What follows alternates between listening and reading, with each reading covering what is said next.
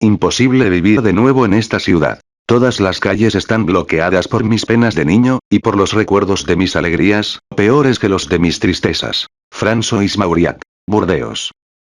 El exilio de la infancia. Resentación de Philippe Brenot. En 1985, después de más de 40 años, Boris Kidulnik regresa a Burdeos, la ciudad de su infancia.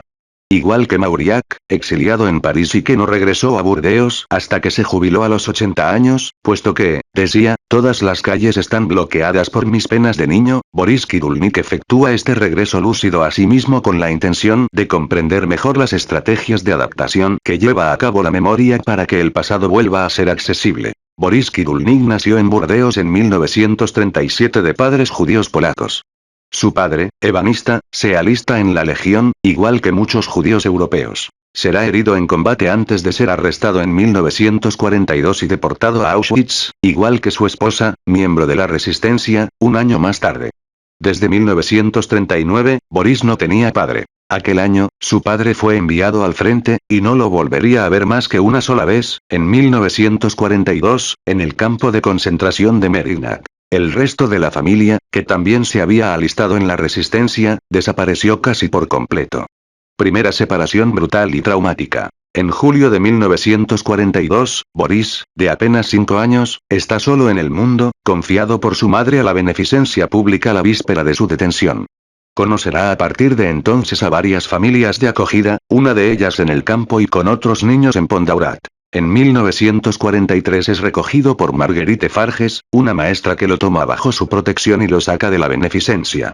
Maestra en la Nemesan, Margot se ve obligada a confiarle el cuidado de Boris a su propia madre, que vive en Burdeos y que lo ocultará durante un año, hasta el día de la detención del niño a consecuencia de una denuncia, el 10 de enero de 1944. Conducido a la sinagoga junto a otros judíos, conseguirá evadirse, ocultándose y desapareciendo luego con la complicidad de una enfermera. Así, en varias ocasiones, consigue escapar al arresto, a la deportación y a la muerte gracias a una capacidad de rebeldía y de insumisión que encuentra de nuevo ahora en niños que se han enfrentado, igual que él, a situaciones extremas. El niño Boris, y más tarde el adulto en el que se convertirá, cultivará el humor, la ironía y la burla para no mezclar el recuerdo del sufrimiento con el pensamiento consciente.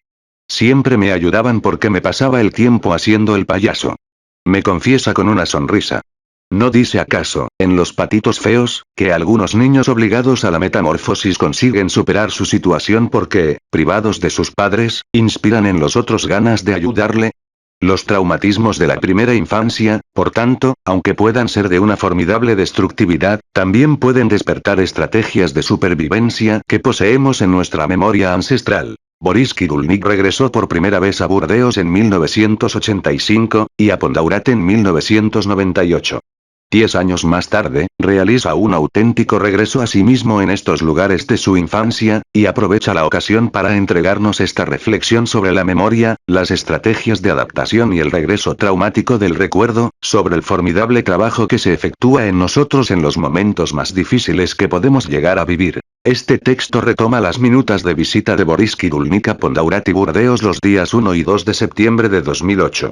En algunos momentos pone en escena a un interlocutor que no se menciona y que, en general, es Philippe Brenot. Las palabras del interlocutor se indican con un guión al principio de la frase. Me acuerdo. Un niño no tiene nunca los padres con los que sueña. Solo los niños sin padres tienen unos padres de ensueño. Boris Kidulnik, los alimentos afectivos. Me acuerdo, cerca de mi casa, en la calle de la Rouselle, había una gran puerta, una especie de arco de triunfo, y el ejército alemán desfilaba procedente del puente sobre el Garona. Me parecían muy elegantes, con sus uniformes, sus caballos, y también había música. Como no podía pasar bajo la puerta, la tropa se dividía en dos y recuperaba la formación justo después. Yo lo encontraba tan bonito que no podía comprender por qué todo el mundo lloraba a mi alrededor. Era el día en que los alemanes entraron en Burdeos. Viví una paradoja. Para mí, un niño de 5 años, aquel día era un día de fiesta, un día magnífico, mientras que todos los adultos vivían una pesadilla. La memoria traumática es muy particular. No es una memoria normal, sino que transforma, amplifica o minimiza. En lo más profundo de nosotros mismos existe un rastro muy preciso, más aún que los archivos, pero luego, para hacer que el recuerdo sea coherente, arreglamos su contorno. Tomamos buena conciencia de ello en el caso de un traumatismo. Si hay trauma, es que lo real resulta inverosímil, que los acontecimientos desafían la humanidad. Entonces, para hacer que el trauma sea coherente, regresan recuerdos extremadamente precisos, el color, la palabra, el sonido, el olor, grabados en mármol, y, a su alrededor, un halo impreciso de ordenación del recuerdo. Pondaurat. Durante años, una palabra subía desde mis recuerdos. Pondora. Me extrañaba mucho esta palabra que regresaba siempre. Me intrigaba sobre todo a causa de Dora, el nombre de mi madre de acogida, la que me acompañó después de la guerra y que, en gran parte, me educó. Durante mucho tiempo pensé que, si llevaba su nombre, se trataba de un puente que debía de pertenecerle, pero no encajaba, puesto que yo le asociaba el recuerdo de una granja en la que había vivido. En el curso de los meses posteriores a mi evasión, y hasta el final de la guerra, conocí 10 o 15 familias de acogida, instituciones, pero esta la recordaba con más precisión. Me acordaba de que estaba en casa de una granjera con otros niños, que ella ganaba algo de dinero ocupándose de estos niños de la beneficencia a los que hacía trabajar. Sin embargo, yo solo tenía 7 años y no debía de ser demasiado rentable. Así pues, me venía a la memoria el nombre del lugar, pero no sabía ni lo que era este puente ni dónde estaba. Un día, le hablé de ello a Philippe B., quien en su época de estudiante de medicina había sido un buen músico de jazz y recordaba haber hecho bailar a la gente en Pondaurat. Me explicó entonces que era un pueblo que estaba cerca de Langon. Sé dónde está, continuó. Si quieres, te puedo llevar. Fue así como me reencontré con Pondaurat en 1998, y fue bastante emotivo porque, para mí, es el único sitio verdadero después del período de mi fuga, época de caos puesto que me perseguían, me acorralaban, me detuvieron por segunda vez en Castillon-la-Bataille, y tenía que llegar y entrar en las instituciones en plena noche después de cruzar los cordones de vigilancia del ejército alemán. Recuerdo, por ejemplo, haber estado encerrado en un saco de patatas, temiendo que lo abrieran al cruzar algún puesto de vigilancia. Recuerdo también que una religiosa me negó la entrada ante la puerta de un orfelinato, gritando que mi presencia ponía en peligro a los otros niños. Y recuerdo además haber huido encapuchado de una institución para que los otros niños no me reconocieran. Todo eso es una historia loca, en consecuencia, imposible de explicar por un niño de 6 o 7 años. Más tarde, tuve flashes de aquellos terribles momentos, pero solamente flashes.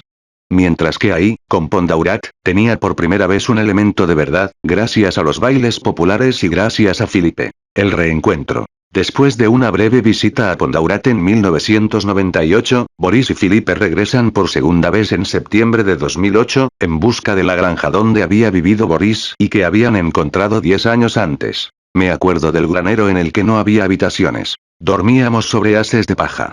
Como todos los graneros de la región, era un gran cobertizo de madera negra adosado a la casa. No teníamos camas, dormíamos sobre la paja, pero había una niña que, ella sí, dormía en una cama. Yo pensaba que gozaba de ese privilegio porque era una niña, y llegué a la conclusión de que la vida era así. Las niñas dormían en camas y los niños sobre la paja. Desde entonces, mi opinión no ha cambiado demasiado. En realidad, me enteré no hace demasiado tiempo de que era la hija de la aparcera, por eso tenía una habitación. En el centro del pueblo había una escuela. Ahí está. De esta escuela me acuerdo, aunque yo no tenía demasiado derecho a asistir. La granja debe de estar más arriba, porque, para ir a la escuela, bajábamos. Me acuerdo de este puente, y de este camino. La primera vez que regresamos aquí subimos por este camino y te expliqué que mi función en esta granja era la de contar las ovejas, vigilar un asno y sacar agua del pozo, temprano por la mañana. Ahora bien, yo no sabía contar, pero el mayor, un chico de la beneficencia como yo, regresaba cada tarde y decía 80. Entonces, cuando se marchó y me tocó a mí vigilar las ovejas, hice lo mismo que él, regresaba seguro de mí mismo y decía 80. Hasta el día en que uno de los trabajadores lo comprobó. No había 80. No tenía ni idea de a dónde habrían ido a parar las ovejas desaparecidas, pero me dolió. Me acuerdo de que le tenía mucho miedo al asno porque cada vez que lo queríamos coger intentaba mordernos, y me asustaban sus dientes amarillos. De hecho, recuerdo que lo perseguíamos a la carrera cuando se escapaba. Siempre salía en dirección al pueblo. Aquí, me acuerdo muy bien de que pescábamos en este pequeño puente. Había un pilar sobre el que nos encaramábamos. Pescábamos desde el promontorio, y recuerdo incluso que un día me caí al agua y casi me ahogo. La escuela debe de estar por allí, hacia la derecha. Recuerdo también, ahora mismo, que la granja estaba a 3 kilómetros de Pondaurat. ¿Te acuerdas? Entramos en una casa donde un anciano nos indicó la granja de Bertie y de Adele, la jorobada. Había unos juncos así de altos. Creo que estaba en la cima de una colina. No es demasiado fácil encontrar otra vez el lugar, puesto que las granjas son todas iguales. Había un pozo al que iba a buscar el agua, pero todas las granjas tienen un pozo. Me acuerdo bien de este pozo porque, como no tenía protección, la gente me avisaba. Cuidado, no te inclines. Los niños pueden caer en los pozos, y me daba mucho miedo, aunque fuera, desde luego, una forma de protegerme. Allí hay una granja, grande y negra, junto a una pequeña casa de piedra. Puede que sea ahí. Deben de ser unos 3 kilómetros desde el pueblo. Sí, es posible que sea allá. ¿Sabes? Todas las granjas se parecen. Esta gran edificación negra, creo que hay un camino que lleva hasta ella. Está en la cima de una colina, podría ser aquí. Todavía recuerdo a aquella chica, Adele, la jorobada. Buenos días, señora, buscamos una granja, con un granero negro, una granja que llevaba una parcera que se llamaba Bertie, tenía una hija jorobada, Adele. Era en el 40, durante la guerra, ¿le suena de algo? Sí, lo recuerdo. Conozco la granja, pero creo que allí ya no vive nadie. ¿Ven el monumento a los caídos, en el pueblo, y el puente? Giren en el puente y, enseguida después, entre el monumento y el puente, suban la cuesta. Vivían allí. Es difícil, la memoria y la llamada del recuerdo. En primer lugar, mi memoria no es fiable, y en segundo lugar, los detalles no son los mismos que en mis recuerdos. Aquí, por ejemplo, estas casas no existían y la vegetación ha crecido mucho. Me acuerdo mejor de las formas y de los volúmenes. Esta es una forma de la que no me acuerdo. Aquí, el volumen no ha cambiado. Vaya, podría ser aquí. Era así de ondulado, sí, podría muy bien ser aquí, y el asno que siempre se escapaba por allá. ¡No! No es esto, no. Resulta difícil reunir los recuerdos en un conjunto coherente.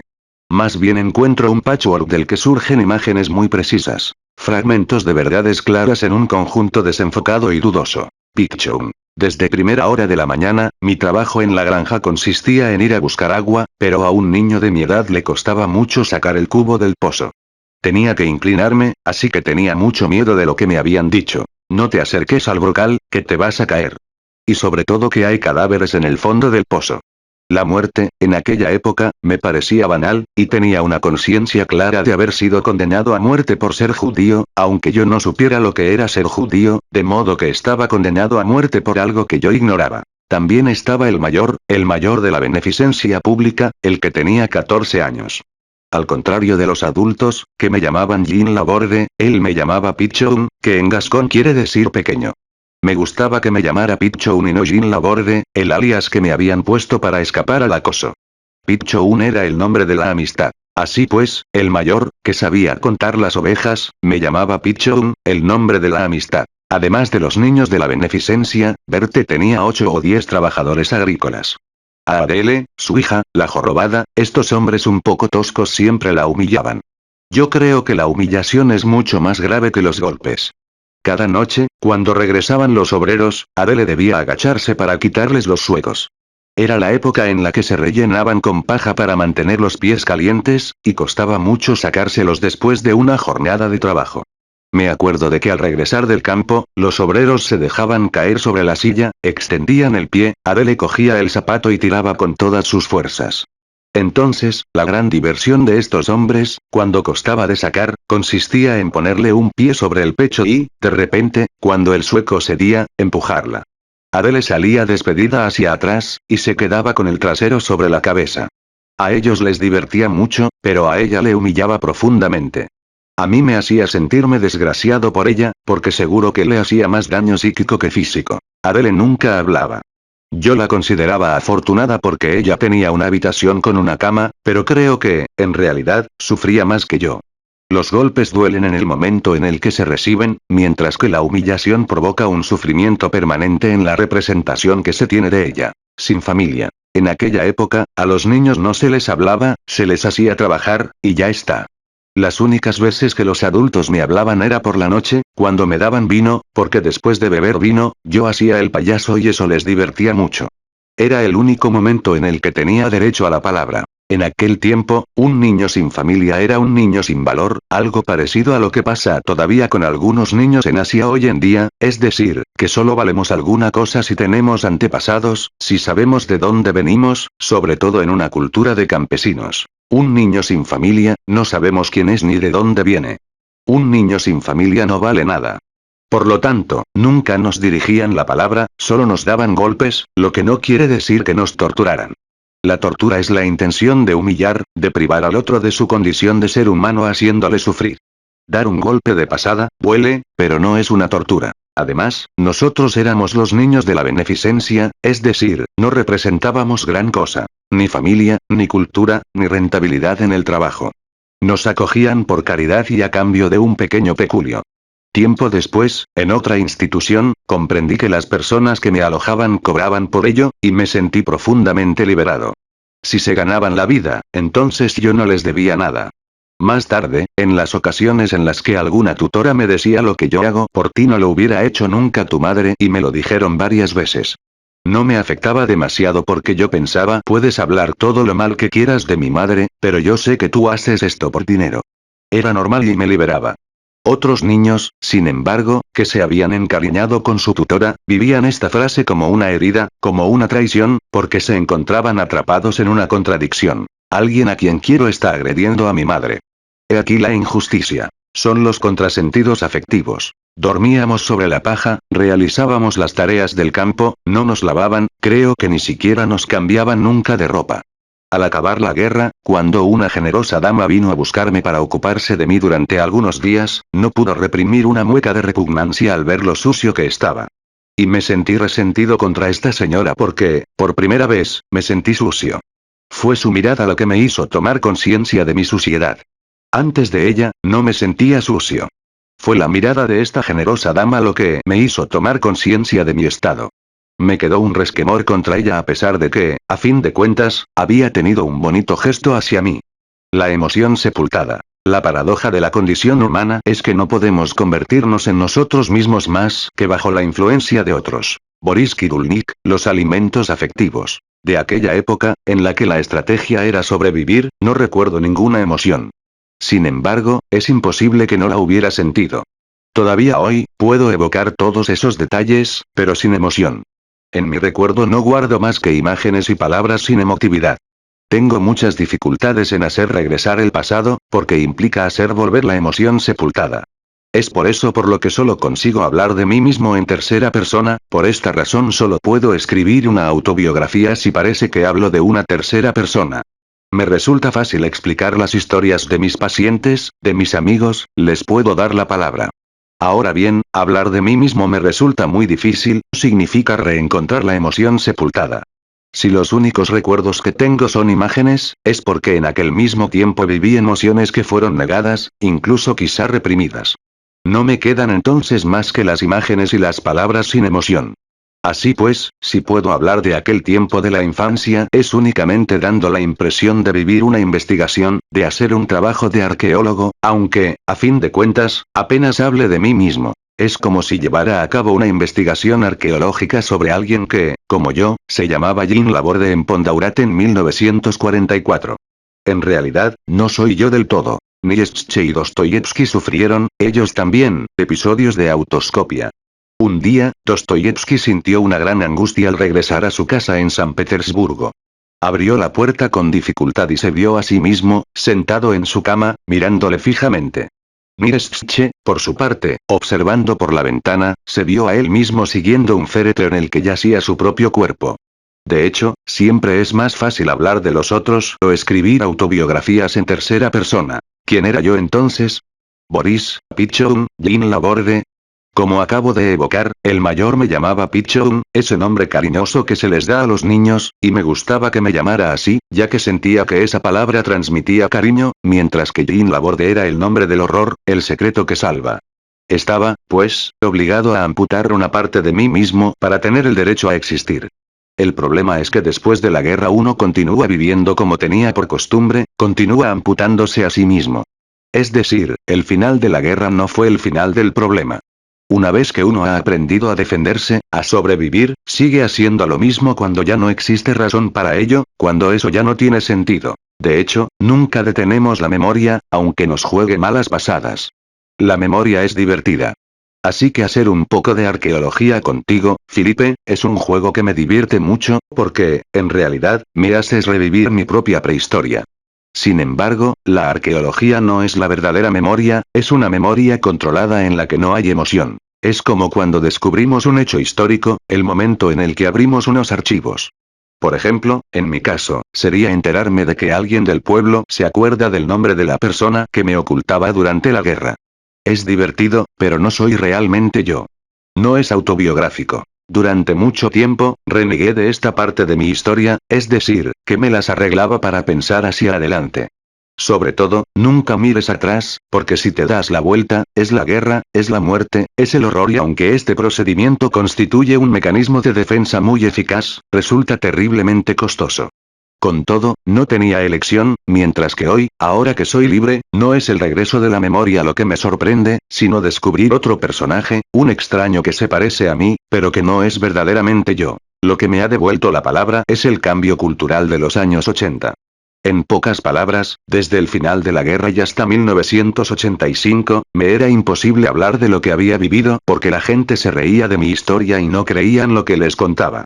Lo que de verdad me determinó a callarme durante casi 40 años fue la reflexión de un hombre que me contestó: explicas unos cuentos muy bonitos, vete a comprar unos caramelos. Entonces me resigné. No vale la pena hablar de ello. Por tanto, en el transcurso de casi 40 años, la cultura ha alentado la negación, pero, en 1985, cambio cultural. La sociedad le devolvió la palabra a alguien que, como yo, había vivido aquí, en Pondaurat. Entre mi fuga y el fin de la guerra, hubo 20, 30, 40 personas que se turnaron para ocuparse de mí. Si me cruzara hoy con ellas, no las reconocería. Nunca supe su nombre y no podría reconocer su rostro. En unas reuniones que me organizaste en Burdeos, hubo gente que me reconoció. Aquel hombre, por ejemplo, que me interpeló emocionado en público: Boris, nosotros te escondimos, estuviste en casa, se acordaba de mi nombre, es así como se acordó de mí, y me dio detalles que demostraban que lo que decía era verdad, que me había recogido y se había ocupado de mí, algo de lo que yo no recuerdo en absoluto. La negación es por tanto un factor de protección, es decir, permite sufrir menos y seguir adelante, porque si no, quedamos prisioneros del pasado. Ahora bien, es muy injusto, porque ese señor que yo no conocía me explicó mi vida, y lo que es más injusto aún, yo no podía reconocerle. Me hubiera podido cruzar con él por la calle y no le habría saludado. Y así, miles de personas como él hicieron lo mismo por miles de niños en Francia. Gracias a esos cristianos justos, solo 11.400 niños judíos fueron quemados en los hornos. En el resto de los países europeos, 9 de cada 10 niños desaparecieron. Estos encuentros con testigos de mi historia se han producido bastante a menudo, pero siempre han sido necesarios intermediarios, nunca hubiera podido hacerlo yo solo. Tú, por ejemplo, me has permitido encontrar de nuevo algunos fragmentos de mi historia, pero quien más me ayudó a reconciliarme con mi infancia fue Michel Polack, quien me invitó con ocasión de mi primer libro, Memoire de Singeet Paroles Domes. Fue en aquel momento, en 1982 y 1983, cuando dispuse por primera vez de las pruebas de mi evasión, fue así como me encontré de nuevo con los testigos de mi vida, Madame Descoubes, por ejemplo, y con otras personas que, igual que ella, me ayudaron de forma muy directa. Se comprende así que la memoria está compuesta de fragmentos y que los otros participan en nuestros recuerdos, es decir, que mi mundo interior se llena de todo lo que tú has puesto en él y de lo que los otros han añadido. A eso lo llamo, mi mundo íntimo. Madame Descoubes me parecía una gran dama. En mi recuerdo, era enfermera, y nos volvimos a encontrar gracias a la televisión regional France 3 Aquitaine. Después de una entrevista televisada, telefoneó preguntando: ¿este señor, no será el pequeño Boris? Y dejó su número de teléfono. La llamé enseguida, cogí un taxi, la volví a ver después de 40 años y comparamos nuestros recuerdos. En mi memoria, le dije, usted era muy bella y rubia. Sin embargo, ahora que la volvía a ver, tenía 80 años, era todavía hermosa, pero, por supuesto, tenía el cabello blanco. Entonces se levantó sin decir una sola palabra y fue a buscar una foto en la que vestía un uniforme de enfermera de la Cruz Roja y tenía el cabello negro como el azabache. Así pues, la memoria traumática está compuesta de una mezcla de precisiones y de reconstrucciones que están ahí para darle una coherencia al recuerdo. Madame Descoubes era un testigo muy valioso de mi vida porque ella sabía que yo me había evadido. Era la prueba viva de algo que, hasta aquel momento, yo era el único en recordar. Gracias a ella, encontré a otros testigos. Una señora, por ejemplo, que había visto cómo me escapaba y que me dio detalles imposibles de inventar. Curiosamente, este testimonio tardío, que tendría que haberme enternecido, en realidad me angustió mucho porque hizo resurgir un miedo arcaico. Mientras creí que nadie me había visto, me sentí seguro, pero con este testigo, tomaba conciencia de que podrían haberme denunciado. Sin Madame Descoubes me hubiera sido imposible responder a numerosas preguntas sobre mi infancia.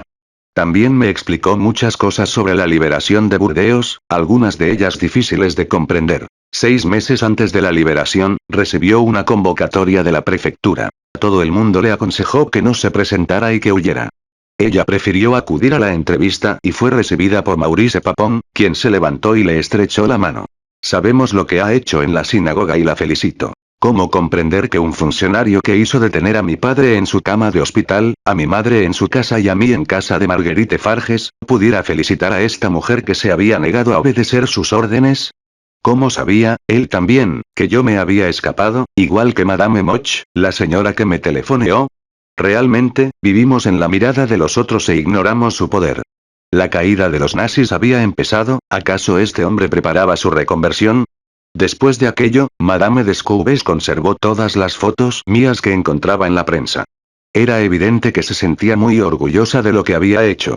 También fue ella lo que me permitió comprender algunas distorsiones de la memoria que intentaré describir más adelante, por ejemplo, el hecho de que, en mi recuerdo, la persona que me había liberado y que solo podía ser rubia, se encontrara junto a una ambulancia, que no era más que una sencilla camioneta. En aquel momento de mi historia, yo libraba un combate por mi supervivencia.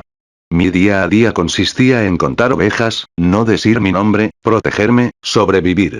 Los sueños de futuro aparecieron a partir del momento en el que pude tener una estructura afectiva a mi alrededor, una familia de acogida, un andamiaje estable. En ese momento pude permitirme tener proyectos de futuro y, a partir de los 10 u 11 años, quise convertirme en psiquiatra. Hay que ser francamente megalómano para hacerse psiquiatra. Entonces, como tenía una base sólida, Dora, pude espabilarme y llevar a la realidad una parte de mis sueños. Pero aquí, en la granja, de Pondaurat, vivía en la inmediatez, en cómo sobrevivir, dormir, comer, protegerme. En aquel momento, nada más era posible. La etología. Todos los niños en estado de carencia afectiva funcionan así. Sobreinvisten la poesía del mundo vivo, los insectos, las plantas, los animales, los seres humanos. Entonces, como para mí el peligro procedía de los hombres, las únicas relaciones humanas que tenía eran con los animales. Eran los únicos seres divertidos, poéticos e interesantes. Más tarde, en una nueva institución, pasaba días enteros observando combates de hormigas, maravillándome ante el espectáculo de esos insectos alados robando los huevos de sus congéneres que intentaban protegerlos. No creo que los niños de hoy en día puedan sentir con sus películas fantásticas tanta poesía como la que yo sentí ante estas hormigas de movimientos extraordinarios, que giraban, revoloteaban, hacían piruetas, atacaban o salvaban sus huevos. Las hormigas, para mí, eran Hollywood. Las hormigas eran, sobre todo, las únicas relaciones que tenía, animales que no me juzgaban, mientras que los seres humanos no dejaban de condenarme. No me cabía ninguna duda, la seguridad venía de los animales. Más tarde, cuando intenté comprender lo que había pasado en mi vida y quise conseguir diplomas, redescubrí el placer de la etología. En aquella época se la llamaba psicología animal, y era una disciplina apasionante. Porque el mundo vivo plantea problemas poéticos fundamentales, como la cuestión de la supervivencia, la finalidad de la vida, por qué la vida en lugar de no la vida, problemas que producen vértigo. Ahora bien, los animales pueden ayudarnos a responder a estas preguntas. La etología me dejó su huella cuando sentí, en aquella época, que había esperanza en el mundo vivo, y que teníamos mucho por comprender a través de nuestro conocimiento de los animales. En cambio, con los seres humanos, solo podía adoptar una actitud: intentar protegerme. Los adultos no eran para mí más que un peligro. Posiblemente el gusto por la etología viniera de constatar este hecho. Podemos incluso hablar de huella porque es una memoria duradera, pero después, tuve que presentarme a exámenes y todo eso, y fue menos divertido y menos poético. Gracias a la etología animal aprendí a plantear las preguntas fundamentales. ¿Existe un mundo de representación en los animales? ¿Qué hace un grupo para sobrevivir? ¿Para eliminar a algunos de entre ellos? ¿Para defenderse? ¿Para coordinar las acciones de sus miembros y proteger a sus cachorros?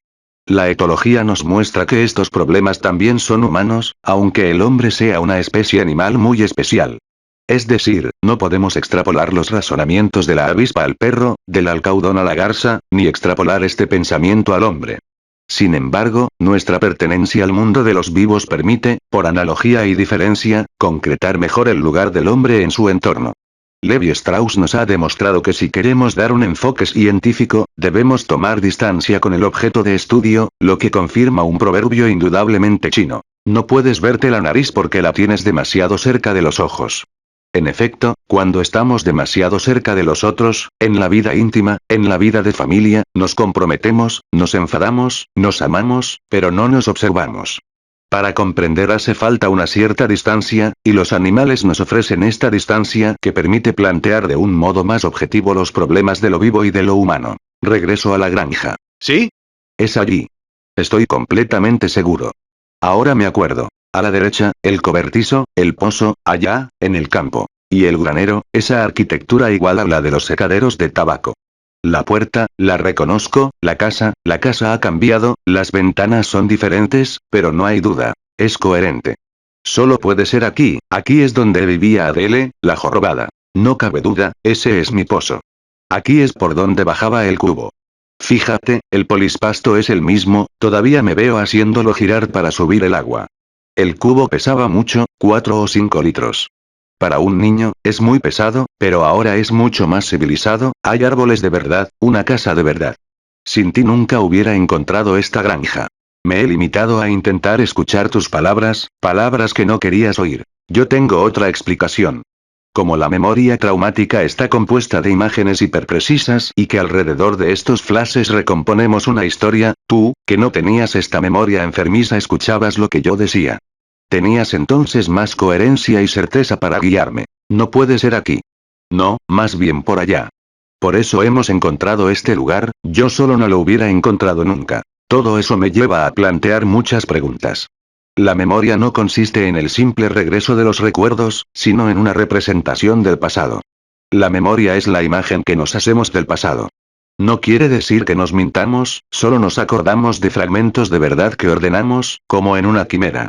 Es la propia definición de la quimera, todas las partes son ciertas, pero la quimera no existe, y esto es lo que estoy viviendo. Si no hubieras estado aquí, yo hubiera dado una coherencia diferente de la que ha hecho regresar este recuerdo. De hecho, me doy cuenta de que es más fácil reflexionar sobre las huellas del pasado que volver sobre ellas. Es decir, reflexionar, por oposición a confrontar la realidad, permite controlar la emoción. La reflexión no está sometida al pasado, mientras que si yo tuviera que evocar recuerdos, es posible que me pusiera a llorar otra vez, puede que tuviera miedo, puede que me sintiera abandonado, todo contra lo que he luchado toda mi vida. No me vas a hacer esto. Al fin y al cabo, solo he hecho lo que me pedías. Es verdad que te pedí, sin decírtelo en palabras, regresar a Pondaurat. Si no lo hubiera hecho, me hubiera sentido aliviado, pero me habría arrepentido de ello. Por desgracia, o quizá por fortuna, este tipo de arrepentimientos son frecuentes. Por ejemplo, cuando estaba de médico residente en neurocirugía en París, un día, a las 8 de la mañana, los camilleros traen a una señora de avanzada edad, dejan la camilla en el suelo y se van. Me sublevo, digo que no la pueden dejar ahí. La llevamos entonces a una sala de consulta para examinarla y en aquel momento llega una gran autoridad del psicoanálisis, se llamaba Pierre Marty. La enfermera me interpela y pregunta. Señor Kidulnik, ¿qué tipo de examen le hacemos a esta señora? Pierre Marty se sobresalta, me lanza una intensa mirada y me dice.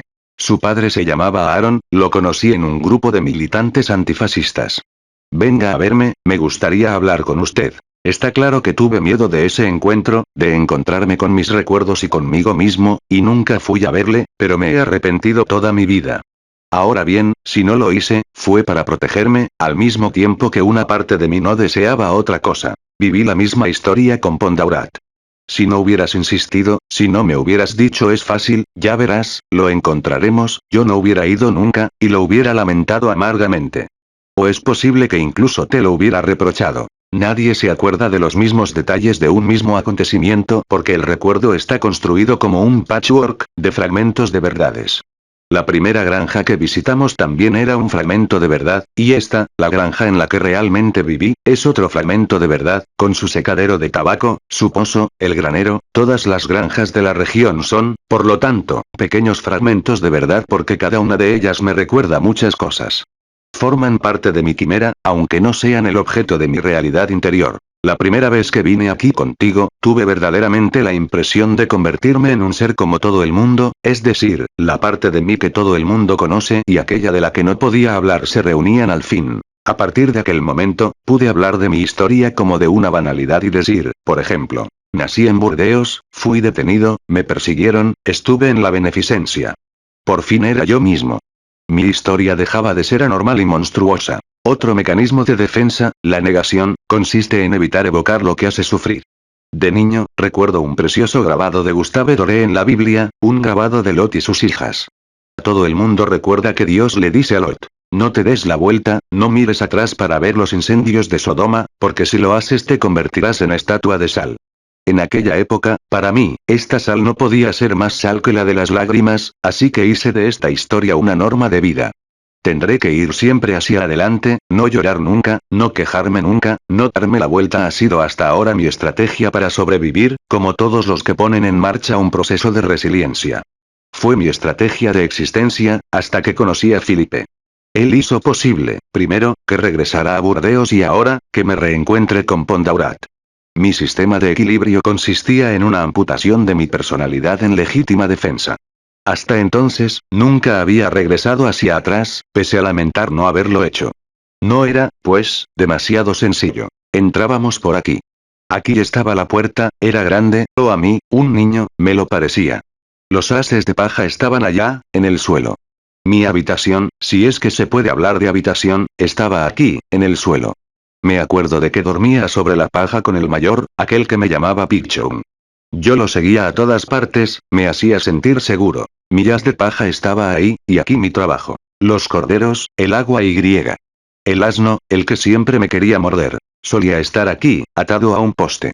Me acuerdo de aquellas increíbles carreras que echábamos, y del asno que siempre se escapaba con dirección a la escuela, como yo, un asno en la escuela. Ahora entro en la habitación donde dormía. Hace 63 años, 64, que no volvía a mi habitación. Mi habitación. Oh. No hay duda.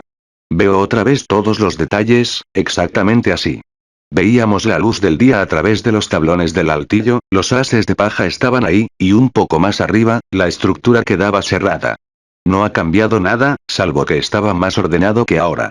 En el granero, no había más que paja, tal vez tabaco, no recuerdo muy bien, y algunas herramientas. Los animales estaban al lado, en la granja.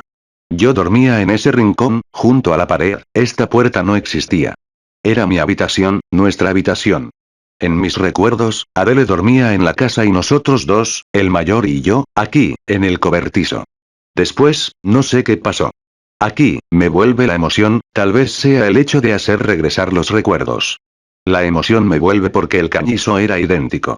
El día entraba exactamente así, dejando un rayo de luz sobre las paredes del cobertizo. Aquí, siento ese regreso del recuerdo. No se trata de una representación del pasado, sino más bien de un detalle que percibo y que, toc, hace regresar el pasado. La emoción sí que está provocada por ese regreso del recuerdo. No es tristeza, no, más bien, sorpresa. Me embarga la emoción por la sorpresa de darme cuenta. Sí, he vivido aquí. Es la vida, y todas las vidas son locas. ¿Viví mucho tiempo en Pondaurat? No lo sé. Pensaba que me había quedado algunas semanas, o algunos meses, pero hace poco me enteré de que pasé allí casi 2 años. Por lo tanto, el tiempo de un niño tarda mucho en establecerse. La capacidad de narrar no se instala hasta entre los 6 y los 8 años. Entonces, ¿estaba yo algo retrasado? ¿Mentalmente? Es muy posible que sí. Los puntos de referencia sociales son puntos de referencia de adultos. Lo que a los niños les sirve de punto de referencia son las cosas de la vida, los rituales familiares, las relaciones con los animales, los acontecimientos afectivos. Todo lo demás son impresiones de adultos. Me acuerdo muy bien de ese rayo de sol, el detalle que ha desencadenado el regreso de los recuerdos, y las vigas, es extraordinario, está claro que son las mismas, hay que decir que, a pesar de todo, la habitación es agradable, ¿no? Pasé por su lado tranquilamente. En realidad, no sé si estaba tranquilo. Hoy digo tranquilo, pero, en aquel momento, ¿qué pude sentir? Sé que pasé por su lado, que la puerta estaba abierta, que todos los prisioneros ya iban en autobuses camino de la estación de Saint-Jean, hacia Drancy, hacia Auschwitz. A mí, me bastó salir. Las imágenes, y las palabras sobre todo, perduran mucho tiempo, mientras que las emociones son, por definición, un movimiento. No duran. Una emoción es algo rápido, la cólera, por ejemplo, las imágenes y las palabras me han quedado muy precisas en la memoria, pero no guardo ningún recuerdo de emoción, y no es lógico puesto que seguro que sentí alguna. La negación de la resignación. La resiliencia, según Kirill, es la negación de la resignación a la fatalidad de la desgracia. Edgar Morin, Le Monde de l'Education, 2003. Hoy, al venir a la sinagoga, tenía miedo, y me sorprende darme cuenta de que hablo sin angustia, posiblemente porque esta mirada interior me permite hablar de mí mismo en tercera persona. Hace poco, conocí a niños vietnamitas y a niños colombianos que vivieron experiencias comparables a la mía. Pude hablar con ellos, me sentía capaz de comprenderlos, pero yo era ajeno a su recuerdo, lo que me permitía mantener a distancia la emoción y, por lo tanto, reflexionar. Mientras que aquí, en presencia de terceras personas, controlo mejor la emoción y, sorpresa. Siento apenas angustia cuando, en toda lógica, debería sentirla. Creo que si no presenté síndrome psicotraumático es porque logré escaparme y porque, de aquel día de enero de 1944, guardo el recuerdo de haber realizado una hazaña, una proeza.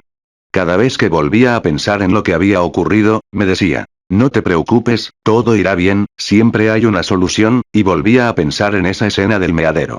Por eso me convertí en un buen escalador. Más tarde, podía subir donde quisiera, simplemente diciéndome a mí mismo. Si puedes escalar, siempre podrás cambiar tu suerte. La libertad está al final de tu esfuerzo. Y cuando considero de nuevo aquellos terribles momentos, siempre es con una sensación de victoria porque, pese a ser todavía un niño, pensaba, no podrán conmigo, siempre hay una solución. Y es probable que esto tenga mucho que ver con el hecho de que yo no haya sufrido ningún síndrome psicotraumático, algo que sorprendía mucho a los adultos de mi alrededor.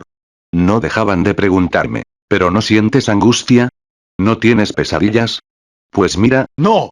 La sensación de victoria es una reconstrucción posterior. Del momento de lo ocurrido no me acuerdo muy bien, solo de algunas imágenes, palabras, pero de ninguna emoción. En eso consiste el golpe.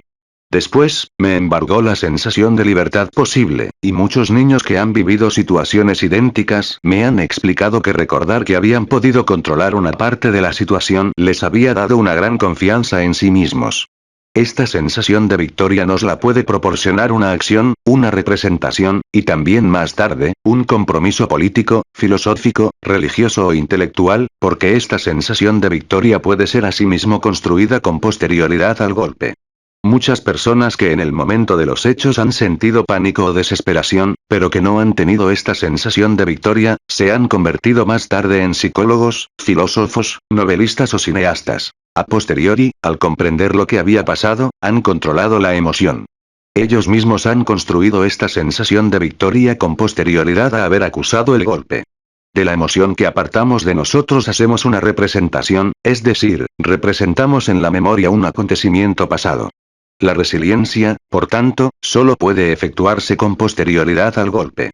En un primer momento sufrimos, sentimos pánico, nos quedamos pasmados, tenemos miedo, no lo tenemos, nos defendemos, nos debatimos como podemos, pero después, cuando la representación se hace posible, cuando el entorno familiar o cultural permite llevar a cabo este trabajo de representación, buscamos entonces las palabras, intentamos convencer, elaboramos estrategias psicológicas para que el trauma no regrese nunca más. Es esta movilización la que mantiene la emoción a distancia y permite que nos adueñemos de la situación. Así, realizamos un trabajo de resiliencia. Porque la emoción se transforma, se metamorfose. Muchos antiguos heridos, niños traumatizados, me han explicado que habían intentado encontrar archivos sobre las circunstancias de su sufrimiento y, entonces, sintieron placer en comprender lo que habían vivido y transformaron su sufrimiento en obra filosófica, en creación teatral. Muchos de los traumatizados por la vida llevan al teatro lo que no pueden expresar directamente. Cuesta mucho decirle a alguien, esto es lo que me pasó, esto es lo que fue mi vida. Yo hace 64 años que no podía decir nada. Es la primera vez que lo hago. Es difícil dirigirse a alguien y explicarle lo que se ha vivido, pero si lo hacemos por medio de la obra de arte, dando un rodeo a través de una película, una obra de teatro, un ensayo filosófico o el trabajo psicológico, te conviertes en la tercera persona de la que puedes hablar. Le das indicaciones a ese actor que representa lo que te ha pasado. Así, has resuelto la ecuación imposible. No puedo explicar lo que pasó porque emocionalmente es demasiado duro y no vas a comprender nada. De hecho, yo soy el único que puede comprenderme. Por el contrario, si doy un rodeo a través de la obra, si alejo la información, me comunico mejor contigo porque ya no estoy solo en el mundo con mi tormenta interior, con mi herida inverosímil. Porque he conseguido convertirla en una representación que ahora podemos compartir. Por fin vivimos en el mismo mundo. Al salir de la sinagoga, llegué ante la puerta. Estaba abierta y conservo, aquí también, la sensación de una gran belleza, porque fuera brillaba un sol espléndido y porque esta puerta abierta era el símbolo de la libertad. Hasta aquí, mis recuerdos son precisos, casi al detalle de imagen y sonido. Me acuerdo con gran claridad de este rayo de luz que entraba en la sinagoga. Ahora bien, a partir de ese instante, los recuerdos verdaderos se han mezclado con los falsos. Para mí es un misterio que ni los soldados que estaban recogiendo su armamento para marcharse ni los hombres de la Gestapo me dijeran nada. También había mucha gente en la acera de enfrente, y cuando me vi ante ellos, me pregunté, ¿qué hago? En mi recuerdo, la escalinata es inmensa y tiene unos escalones muy largos por los que bajar. En mi recuerdo, el patio es una explanada larga, muy ancha. En mi recuerdo, esta verja, anda. Esta verja no está en mi recuerdo. En mi recuerdo, a lo largo de la acera había una ambulancia y cerca de esta ambulancia, Madame Descoubes, enfermera de la Cruz Roja, que estaba socorriendo a una señora que había recibido un culatazo y que iba a morir. Y me vio. Como había mucha gente, aquellos hombres no advirtieron mi presencia, recogieron a la señora y, en mi recuerdo, fue en ese momento cuando Madame Descoubes me hizo una señal. Entonces eché a correr y me precipité bajo el colchón sobre el que habían extendido a la moribunda. Al ver hoy que la explanada es minúscula, la escalinata muy pequeña, y que esta verja se abría para dejar pasar la ambulancia, todo aquello me parece increíble. Desde entonces, la señora herida me ha telefoneado porque no se murió. De hecho, a consecuencia del golpe, le había estallado el vaso, la operaron y sobrevivió. En resumen, si esa mujer no hubiera estado a punto de morir a causa de una hemorragia interna, hubiera sido deportada a Auschwitz. En mi recuerdo, otro detalle me intrigaba. En aquel mismo instante, un oficial alemán había subido a lo que yo creía una ambulancia, ya que, al lado, había una enfermera. Sin embargo, cuando volví a ver a Madame Descoubes, me aclaró la memoria. ¿Qué va? Me dijo, no era una ambulancia, era una camioneta. Por razones de coherencia yo había tenido, por lo tanto, la necesidad de reconstruir un recuerdo lógico. Si había una enfermera, ese vehículo solo podía ser una ambulancia. Y, si un oficial alemán había subido a la camioneta que, a continuación, se había alejado del lugar, era lógicamente necesario que hubiera sido él quien había dado la orden de arrancar. Aquí, una vez más, mi reconstrucción ignoraba la realidad. La señora moribunda rescatada a la muerte que me telefoneó me sacó de mi error. Nada de eso, el oficial no dio ninguna orden. Era el capitán Meyer, y se marchó diciendo, que reviente aquí o donde sea, ¿qué más da? El caso es que reviente exclamación de cierre. Sin embargo, no guardo ningún recuerdo de esto. Al contrario, al manipular mi historia, es probable que sintiera la necesidad de pensar que siempre hay hombres indulgentes, cualesquiera que sean las circunstancias. Así que no oí esta frase, o la olvidé, y este olvido le dio coherencia a mi narración. De hecho, es el falso recuerdo el que sostuvo la coherencia de mi historia, puesto que el auténtico era la locura.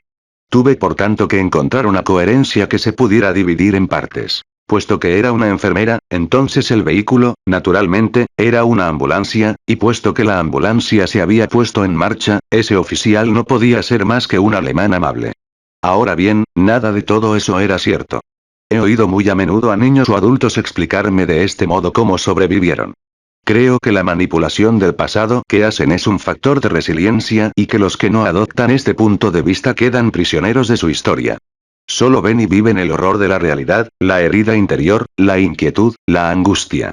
Son prisioneros de su pasado para siempre, mientras que estos falsos recuerdos, mezclados con huellas con frecuencia más precisas que los archivos, demuestran una manipulación de las representaciones que le permite al individuo recuperar la esperanza. No todos los hombres son unos cabrones, siempre hay una solución posible, ser libre solo depende de ti.